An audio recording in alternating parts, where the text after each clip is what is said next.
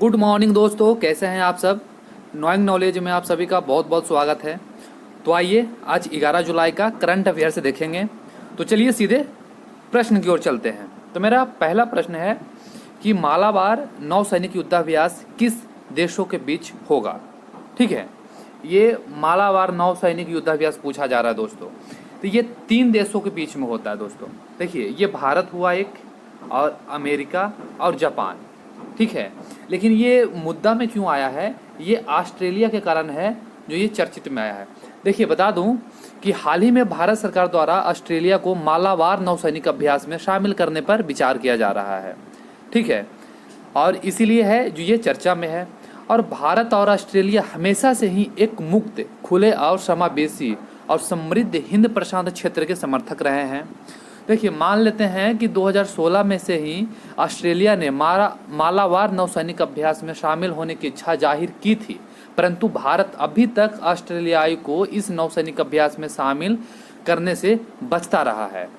देखिए, रीजन ये है, आखिर मालाबार नौसैनिक जो युद्धाभ्यास है वो भारत, अमेरिका और जापान की नौसेनाओं के बीच वार्षिक रूप से आयोजित किया जाने वाला एक त्रिपक्षीय सैन्य अभ्यास था। लेकिन मालाबार नौसैनिक अभ्यास की शुरुआत भारत और अमेरिका के बीच 1992 में एक द्विपक्षीय नौसैनिक अभ्यास के रूप में हुई थी। लेकिन 2015 में इस अभ्यास में जापान के शामिल होने के बाद ये एक त्रिपक्षीय सैन्य अभ्यास बन गया है। अब बीच में आ जाता है ये ऑस्ट्रेलिया। देखिए, भारत और ऑस्ट्रेलिया जो जिसका रक्षा सहयोग है वो मैं बता दूं कि ऑस्ट्रेलियाई उच्चायुक्त के अनुसार मालाबार नौसैनिक अभ्यास के संदर्भ में अंतिम निर्णय लेने का अधिकार समूह के सदस्यों को ही है, परंतु ऑस्ट्रेलियाई के लिए इस समूह में शामिल होना प्रसन्नता की बात होगी। ठीक है, समझ रहे हैं। लेकिन पिछले 6 वर्षों में भारत और ऑस्ट्रेलियाई के बीच द्विपक्षीय सहयोग में 4 गुना वृद्धि हुई है। ठीक है, तो चलिए अगले क्वेश्चन की ओर चलते हैं। अगला है कि किस देश ने भारत के साथ ओपन स्काई समझौता करने की इच्छा जाहिर की है। ठीक है, देखिए, ये ओपन स्काई समझौता जो है दोस्तों वो यूनाइटेड अरब अमीरात। तो आपका आंसर जो है वो हो जाएगा, एक मिनट, आपका यूनाइटेड अरब अमीरात। देखिए, ये ओपन स्काई समझौता होता क्या है और चर्चा में क्यों है। देखिए, हाल ही में संयुक्त अरब अमीरात ने भारत के साथ एक खुला आकाश समझौता, या जिसे हम ओपन स्काई समझौता कहते हैं, करने की इच्छा व्यक्त की थी। ठीक है, और देखिए, जो ओपन स्काई समझौता 2 देशों के मध्य द्विपक्षीय समझौता होता है, जिसके तहत दोनों देश अंतर्राष्ट्रीय यात्री एवं कार्गो सेवा प्रदान करने हेतु अपनी अपनी एयरलाइंस के लिए अधिकार प्रदान करने के लिए आपस में बातचीत करते हैं। ये एक अंतर्राष्ट्रीय यात्रियों एवं कार्गो उड़ानों के विस्तार को बढ़ावा देता है।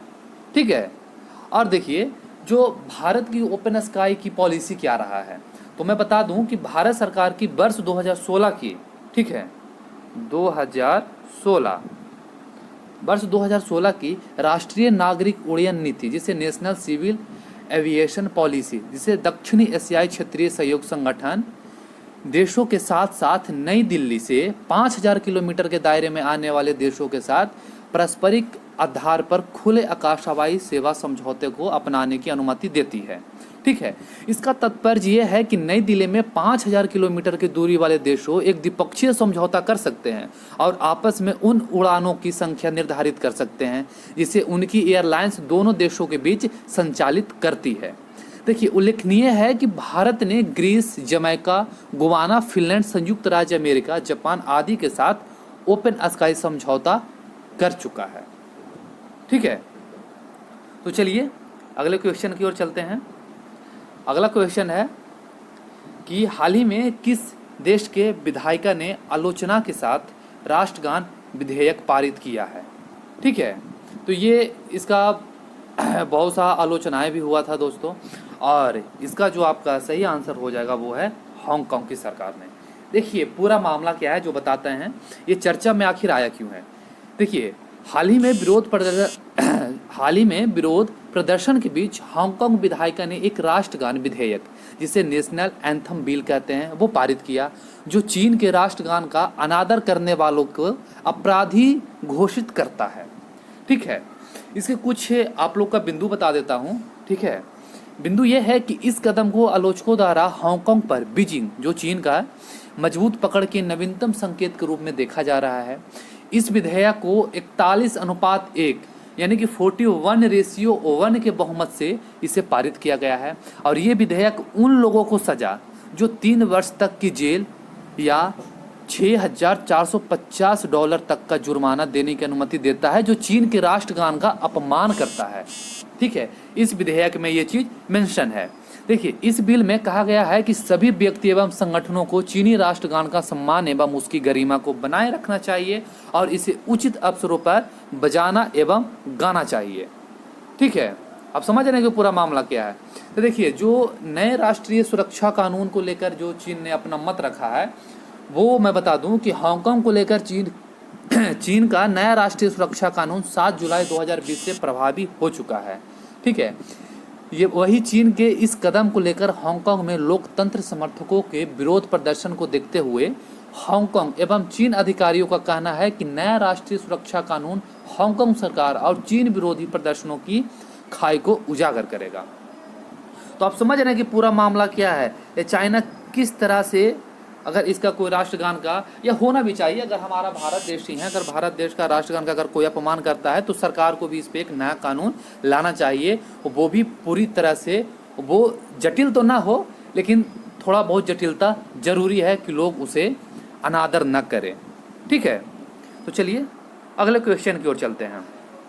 देखिए, अगला क्वेश्चन है कि भारत में 88 वर्ष बाद गोल्डन वर्ड बिंग खोजा गया है, ये क्या है। देखिए दोस्तों, ये एक तितली है, ठीक है। और आप लोग को बता दूं कि ये अभी हाल ही में खोजा गया है। और देखिए, ये हिमालय तितली है, ठीक है, जो 88 वर्षों के बाद भारत की सबसे बड़ी तितली के रूप में इसे खोजा गया है। देखिए, गोल्डन वर्ड बिंग का वैज्ञानिक नाम ट्राइडस आइकस है, ठीक है। ट्राइडस आइकस मैं लिख देता हूँ, TROI, ठीक है, DES, और आइकस AEACUS,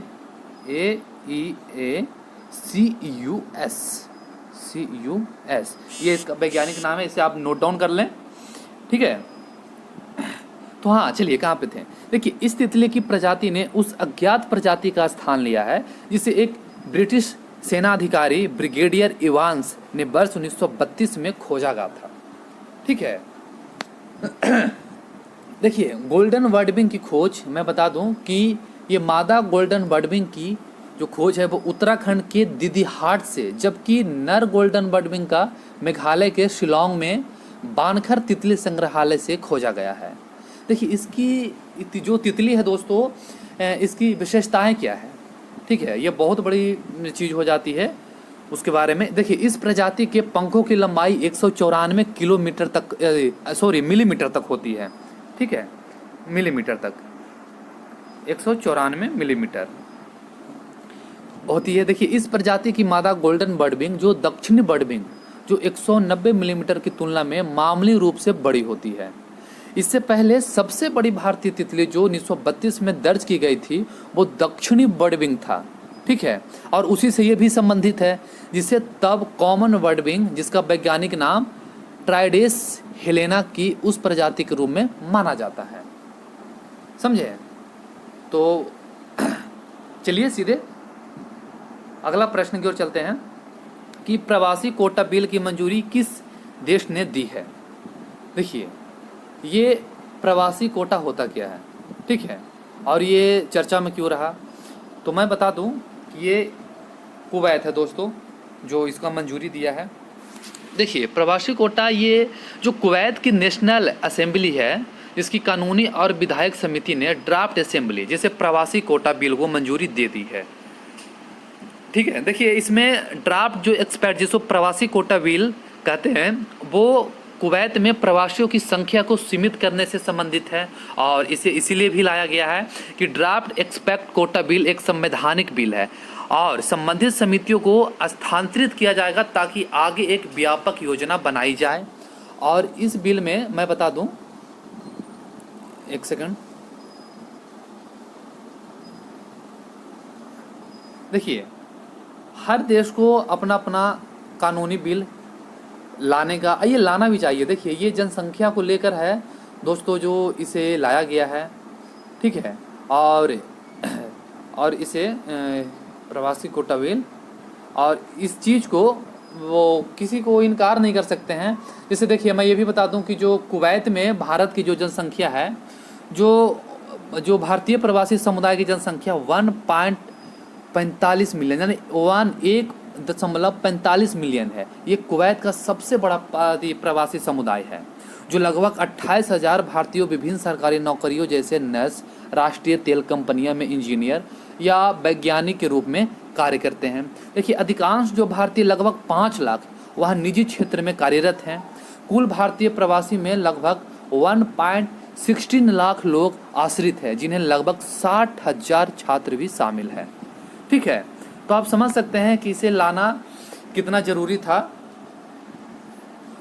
कुवैत सरकार के लिए, ठीक है, कुवैत सरकार के लिए। और मैं बता दूं कि देखिए इस बिल के अंतर्गत जो कुवैत में 15% जो से अधिक आबादी नहीं होना चाहिए, ठीक है। ये बिल में ऐसा मेंशन किया गया है कि जो भारत की जनसंख्या है वो कुवैत में 15% से अधिक नहीं होना चाहिए। देखिए कानून के तहत प्रवासियों की संख्या पर एक सीमा आरोपित की जाएगी और प्रवासियों की संख्या में प्रति वर्ष लगभग 5% की कमी भी की जाएगी।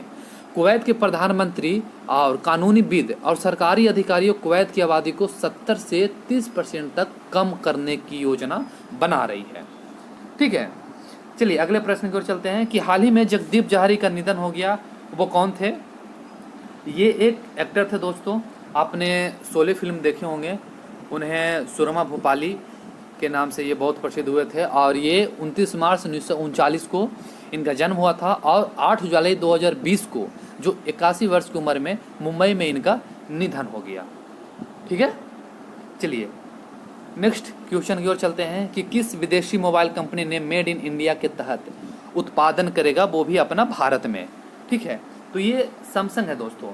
देखिए सैमसंग ने अभी ये कहा है कि भारत में जो गुड़गांव जगह है नोएडा में अपना एक संयंत्र उत्पादन शुरू करेगा और नोएडा स्थित ये संयंत्र सैमसंग की सबसे बड़ी उत्पादन इकाई होगी, ठीक है। जो इसकी अगर पूरा लागत बताएं तो ये एक नया स्मार्ट वॉच भी लॉन्च करने वाला है जिसकी कीमत 28,490 रुपया रखी गई है। और ये पहला कंपनी विदेशी कंपनी होगा दोस्तों जो मेड इन इंडिया के तहत भारत में अपना मैन्युफैक्चर करेगा, ठीक है। अगर आज भी चाइना का कोई भी कंपनी अगर इस तरीक़ा से करता तो हम लोग भी उस चीज़ को विरोध नहीं करते हैं। और अगला जो हमारा सवाल है ये है कि हाल ही में नेपाल ने भारतीय न्यूज़ के सारे चैनल को प्रसारण बंद कर दिया है, सिर्फ एक न्यूज़ चैनल को छोड़कर। तो उस चैनल का आप नाम बताइए। तो देखिए ये दूरदर्शन है और ये सरकारी चैनल है, ठीक है। देखिए मैं बता दूं कि नेपाल के एक चैनल ऑपरेटर जो मेगा मैक्स टीवी के ध्रुव शर्मा ने बताया कि शाम से हमने भारतीय चैनल के सिग्नल बंद कर दिए हैं। और देखिए भारतीय क्षेत्रों को अपने नए मानचित्र में शामिल करने के बाद से नेपाल और भारत के बीच तनाव की स्थिति अभी भी बनी हुई है। तो हो सकता है कि इसके कारण भी नेपाल सरकार ने नया कदम उठाया हो। देखिए नेक्स्ट क्वेश्चन है कि international financial services centre authority जिसे IFSCA का चेयरमैन किसे नियुक्त किया गया है? तो ये हमारा इंतेजी श्रीनिवास है, ठीक है। ये होता क्या है जो मैं बता दूं कि देखिए ये एक फाइनेंशियल सर्विसेज है, ठीक है। अगर मैं बता दूं कि इसके बारे में जानकारी ये दिया गया है कि 3 साल तक इस पद पर अपनी सेवा देंगे श्रीनिवास। और ये श्रीनिवास है जो उड़ीसा कैडर के 1983 बैच के IAS अधिकारी हैं। वो पहले कॉर्पोरेट मंत्रालय में भी अपना सेवा दे चुके हैं और 31 मई को वो कॉर्पोरेट अफेयर्स सेक्रेटरी के पद से रिटायर हुए थे। तो बता दें कि ये 27 साल को IFSC का निर्माण किया गया है, ठीक है। इस देश में अंतर्राष्ट्रीय वित्तीय सेवा केंद्र जिसे IFSCS के सभी वित्तीय सेवाओं को विनियमित करने के लिए एक एकीकृत निकाय बनाया गया है और अब इसे IFSC पर संस्थाओं और वित्तीय सेवाओं के नियम बैंकिंग पूंजी, ठीक है, के रूप में काम करेगा। मैं बता दूं कि देश में पहला IFSC जो गुजरात के गांधीनगर में जो Gujarat international finance tech city जिसे GIFT में स्थापित किया गया था। गुजरात मुख्यालय IFSCA जो गांधीनगर में अंतर्राष्ट्रीय वित्तीय सेवा केंद्रों में सभी वित्तीय सेवाओं को विनियमित करेगा। ठीक है, चलिए नेक्स्ट प्रश्न की ओर चलते हैं। नया वेतन कोड 2020 कब से लागू होने की उम्मीद जताई जा रही है? ठीक है, ये बहुत ही महत्वपूर्ण सवाल है दोस्तों। ठीक है, ये आपका सितंबर में ये लाया जाएगा नया वेतन कोड। ठीक है, और सितंबर में हो सकता है कि इसका डेट है जो एक्सटेंड हो, और जो नया वेतन कोड है दोस्तों वो 2019 का ही उसमें कुछ संशोधित कर इस चीज़ को लाने का प्रयास में सरकार जुटी हुई है। ठीक है, आज इतना ही। मेरा वीडियो अगर आप लोगों को पसंद आया हो तो इसे लाइक करें, सब्सक्राइब करें और शेयर जरूर करें। Thanks for watching.